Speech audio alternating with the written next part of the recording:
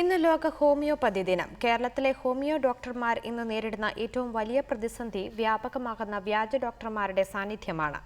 ഇവർ നൽകുന്ന ചികിത്സ അപകടകരമാണെന്നും ക്വാളിഫൈഡ് ഡോക്ടർമാരുടെ സംഘടനയായ IHK പറയുന്നു. വ്യാജ ഡോക്ടർമാർക്ക് തടയിടാൻ സമഗ്ര മെഡിക്കൽ പ്രാക്ടീസസ് നിയമം കൊണ്ടുവരണമെന്നും ഇവർ ആവശ്യപ്പെടുന്നു. എണ്ണിയാലൊടുങ്ങാത്തത്ര വ്യാജ ഹോമിയോ ഡോക്ടർമാർ കേരളത്തിലുണ്ടെന്ന ഇവരുടെ തന്നെ സംഘടനയുടെ കണക്കുകളിൽ പറയുന്നു. പലയിടങ്ങളിലും 10ാം ക്ലാസ് യോഗ്യത പോലുമില്ലാത്ത ആളുകളാണ് ഡോക്ടർ കുപ്പായമണിഞ്ഞ ചികിത്സ നടത്തുന്നത്.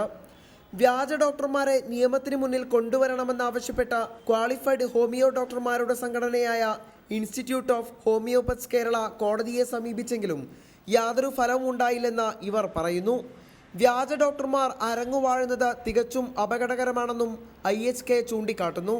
യാതൊരു അടിസ്ഥാന യോഗ്യതയുമില്ലാതെ പ്രാക്ടീസ് ചെയ്യുന്ന കുറച്ച് വ്യാജ ചികിത്സകർ ഉണ്ടെങ്കിൽ അത് ഈ സിസ്റ്റത്തെയും ബാധിക്കും, അത് കൂടാതെ ജനങ്ങളുടെ ആരോഗ്യത്തെ ബാധിക്കും. 973 central council of homoeopathy act പ്രകാരം 5 വർഷം ഹോമിയോ ഡോക്ടർമാരായി പ്രാക്ടീസ് ഉള്ളവർക്ക് തുടരാമെന്ന നിയമം ഇപ്പോഴും ഭേദഗതി ചെയ്തിട്ടില്ല.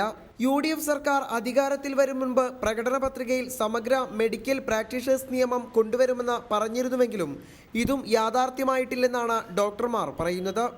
കേരളം പോലെ ആരോഗ്യരംഗത്ത് ഇത്രത്തോളം നേട്ടം കൈവരിച്ച ഒരു സംസ്ഥാനത്താണ് ഈ വ്യാജന്മാർ കൊടികുത്തി വാഴുന്നതെന്ന് ഓർക്കണം.